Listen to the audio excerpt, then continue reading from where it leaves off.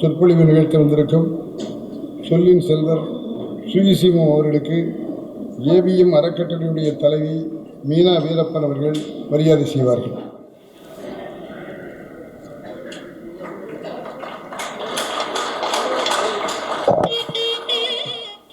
இப்போது பிறந்த நாள் சொற்பொழிவு சொல்லின் செல்வர் சுகி சிவம் அவர்கள். பொருள் குற்றம் பார்க்கின். என்னை நன்றாக இறைவன் படைத்தனன் தன்னை நன்றாக தமிழ் செய்துமாறு ஏவிஎம் அறக்கட்டளையின் சார்பில்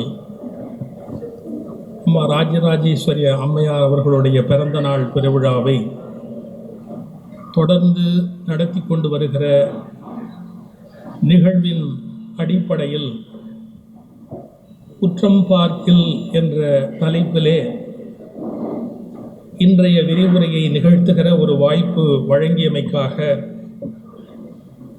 ஏவிஎம் குடும்பத்தாருக்கும் இந்த அரங்கத்தை தங்கள் வருகையால் பெருமைப்படுத்தி கொண்டிருக்கிற சிறந்த பேச்சாளர்கள், எழுத்தாளர்கள், வழக்கறிஞர்கள், பல்வேறு தொழிலதிபர்கள், ரசனையினால் இந்த அரங்கை சிறப்பித்துக் கொண்டிருக்கிற தமிழ் ரசிக பெருமக்கள் அனைவருக்கும் என்னுடைய பணிவன்பான வணக்கம்.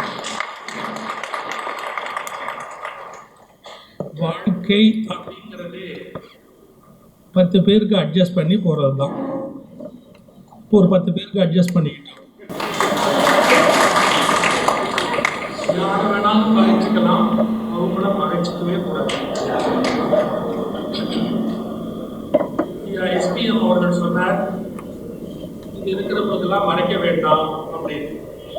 அதனால அவங்களும் அட்ஜஸ்ட் பண்ணி போக வேண்டியிருக்கு, நானும் அட்ஜஸ்ட் பண்ணி போக வேண்டியிருக்கு. ஏன்னா குற்றம் பார்த்து சுற்றம்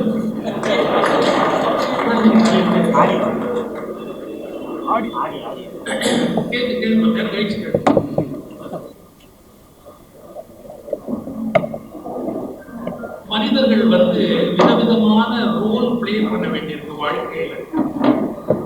ஒரு தனி மனிதனா இருக்கிறோம், மனைவிக்கு கணவன் அப்படின்னு ஒரு ரோல் பிளே பண்ணணும். குழந்தைகள் பிறந்த பிறகு குழந்தைகளுக்கு பெற்றோர்கள் அப்படின்னு, நம்முடைய பெற்றோர்களுக்கு நாம பிள்ளைகள், அப்புறம் தனி மனிதன், மனைவி, குழந்தைகள், இது சார்ந்த குடும்பம், குடும்பத்தோடு கூட்டு குடும்பம். இந்த கூட்டு குடும்பங்களுடைய தொகுப்பாக விளங்குகிற கோத்திரம் அல்லது கூட்டம் அல்லது குலம், அப்படி ஏதோ ஒரு பெயரால் அமைந்திருக்கிற இன்னொரு தொகுப்பு. அதனுடைய அடிப்படையிலே விரிவடைந்து கொண்டே போகிற இனம். அந்த இனம் தாண்டி மதம், நாடு, உலகம், உயிரினம் என்று ஒற்றையாகவும் அதே நேரத்தில் பன்முகத்தன்மையாகவும் இருக்க வேண்டிய சிக்கல் மனித இனத்துக்கு உரியது. என்னுடைய தனிமையையும் நான் உணரணும், என்னுடைய கூட்டு பன்முகத்தன்மையையும் நான் உணரணும். இதை பேலன்ஸ் பண்றதுதான், இதை சமநிலைப்படுத்துவதுதான் வாழ்வில் இருக்கிற பெரிய போராட்டம். நாம வெவ்வேறு மாதிரி பிரிச்சோம். கிரேக்கர்கள் 3 வகையான மனிதர்கள் என்று பிரிக்கிறார்கள். மனிதர்களை 3 வகையா சொல்றாங்க. இடியட்ஸ் முதல் வகை.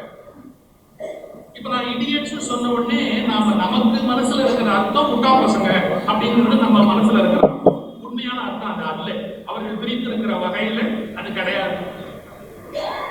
அதாவது ஒரு சொசைட்டிக்கு மத்தியில் இருந்தாலும், ஒரு குடும்பத்துக்கு மத்தியில் இருந்தாலும், எப்பவுமே அதை பத்தி மட்டுமே கவலைப்படுறான் பாருங்க, அவனுக்கு தான் அவன் இடியட் அப்படின்னு பிரிக்கிறான். ஏன்? ஒரு குடும்பம் இருக்கு, ஒரு சொசைட்டி இருக்கு, ஒரு நாடு இருக்கு, அப்பதில கவலைப்பட மாட்டான். அவனுக்கு எப்பவுமே தன்னை பத்தி மட்டுமே கவலையா கிடையாது, அதை பத்தி கவலைப்பட மாட்டான். ஒரு உதாரணம் சொல்ல பாருங்க. பையன் தூங்கி எழுச்சி வெளியில வர்றான், அம்மா எங்கப்பா அப்படின்னு கேட்கிறான். அம்மா உடம்பு சரியில்லடா, ஆஸ்பத்திரிக்கு கூட்டிட்டு போகுதுடா, அம்மா இப்ப ஆஸ்பத்திரிக்கு போயிருக்காங்க அப்படிங்கிறான் அப்பா. அப்ப எனக்கு யார் காசு கொடுத்துருப்பாங்க? இப்ப அவருடைய மனோநிலை எப்படி இருக்குன்னு கேட்டா, இருக்குன்னு இல்லை, உடம்பு சரியில்லைன்னா என்னங்கிறது இல்லை, எனக்கு யார் காய் போட்டு கொடுப்பா, தன்னை பத்தி மட்டும்தான் கவலை. பட்டிமண்டபத்தில் கூட ஒரு ஜோக் சொல்வான்.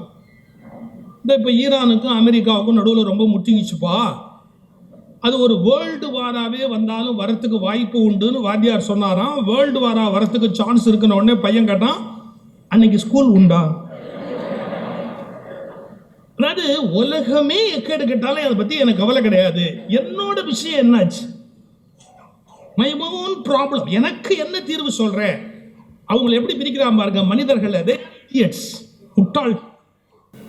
இது முதல் பிரிவு சொன்னேன், இடியட்ஸ்னு. அடுத்தது யாருன்னா ட்ரைபல். எல்லாமே தன்னை ஒரு குழுவாக கூட்டமாக மட்டுமே யோசிக்க தெரியும்.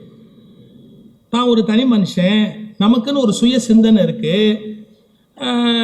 10 பேர் பிறந்த வீட்லேயே நம்ம பிறந்திருந்தா கூட 10 பேருக்கு இல்லாத ஏதோ ஒரு ஸ்பெஷல் யூனிக் குவாலிட்டி நமக்கு இருக்குது, திறமை இருக்குது, அதெல்லாம் தெரியாது. எது யோசிச்சாலும் கூட்டமாக யோசிப்பான். அது எப்படி நீ எங்கள் ஆளெல்லாம் குறை சொல்வேன் அப்படிம்பார். எங்கள் கூட்டத்தை நீ எப்படி குறை சொல்வேன்?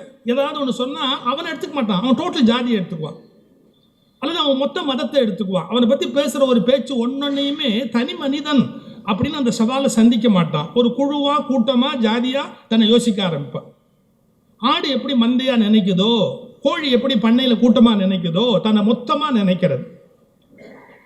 அது ட்ரைபல், குழுவாகவே தன்னை நினைத்தல். ஆக்சுவலாக மனித வர்க்கத்தில் மெச்சூரிட்டி அடைந்தவர்கள் அவங்க எப்படி ரோல் பிளே பண்ணுவாங்க அப்படின்னு கேட்டால், தே ஆர் கால்டு சிட்டிசன்ஸ் அப்படிங்கிறா. அவங்க தான் குடிமக்கள். அந்த சிட்டிசன் அப்படிங்கிறவன் தன்னை பற்றி உணர்ந்தவன், தன்னுடைய ரோல் என்னன்னு உணர்ந்தவன், நான் இந்த குடும்பத்துக்கு யாரு என்பதை உணர்ந்தவன், என் குடும்பம் இந்த தெருவுக்கு என்ன கடமைப்பட்டிருக்கு என்பதை உணர்ந்தவன், என் குடும்பம் என்னுடைய ஜாதிக்கு என்ன கடமைப்பட்டிருக்கு அப்படிங்கிறத உணர்ந்தவன், என் ஜாதி சொசைட்டிக்கு எவ்வளோ கடமைப்பட்டிருக்கு, என்னுடைய மதம் இந்த நாட்டுக்கு எவ்வளோ கடமைப்பட்டிருக்கு அப்படிங்கிற எல்லாத்தையும் யார் உணர்ந்து வைத்திருக்கிறானோ அவன் சிட்டிசன், குடிமகன். அப்போ மனித வர்க்கத்தில் இடியட்லேருந்து தன்னை ஒரு ட்ரைபாக உணர்வதிலேருந்து தன்னை ஒரு சிட்டிசனாக ஆக்கி கொள்கிற, குடிமகனாக உணர்கிற ஒரு பயணம் இருக்கு, ஒரு பரிணாமம் இருக்கு. இதில் நமக்கு நம்முடைய குடும்பத்தோடைய கூட்டு தொகுப்பாக இருப்பது சுற்றம், உறவு எல்லாமே சேர்ந்து வருகிற ஒரு நிலை.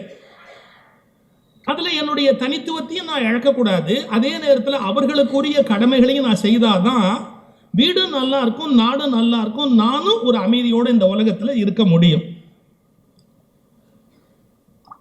இதில் முதல்ல நமக்கு எங்கே ஆரம்பிக்கிறோம், நம்முடைய வாழ்க்கையை தொடங்குகிற போது நம்முடைய குழந்தைகளிடத்தில் நம்ம குறை இருந்தால் கூட அந்த குறையை பெருசாக பார்க்கறது இல்லை. ஏன்னா அது நம்ம குழந்தை அப்படிங்கிற ஒரு கருத்து, என்னோட பிள்ளை அப்படிங்கிறதுனால. ராமாயணம், மகாபாரதம் எதை வேணா நீங்கள் எடுத்து பாருங்க, என்னோட பிள்ளை அப்படிங்கிற அஃபினிட்டி போகவே போகாது. அது ஒரு வகையில் ரத்தத்தில் ஊறிக்கொண்டே இருக்கும். அன்புக்கு குறை தெரியாது. நம்ம பிள்ளைகளுக்கு மக்கா இருந்தால் கூட ஏன் வாத்தியார் மார்க் போடலேன்னு யோசிக்க தோணும். அந்த வாத்தியார் கஞ்சம் அப்படின்னு அவரை பிராண்ட் பண்ணலாமான்னு கூட தோணும்.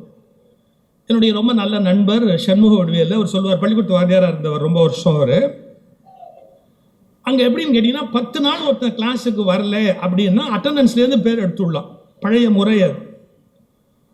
இவர் கிளாஸில் ஒரு பிராணனை வாங்குகிற ஒரு வரமாட்டான், ஆனால் கரெக்டாக 10ஆவது நாள் வந்துடுவான்.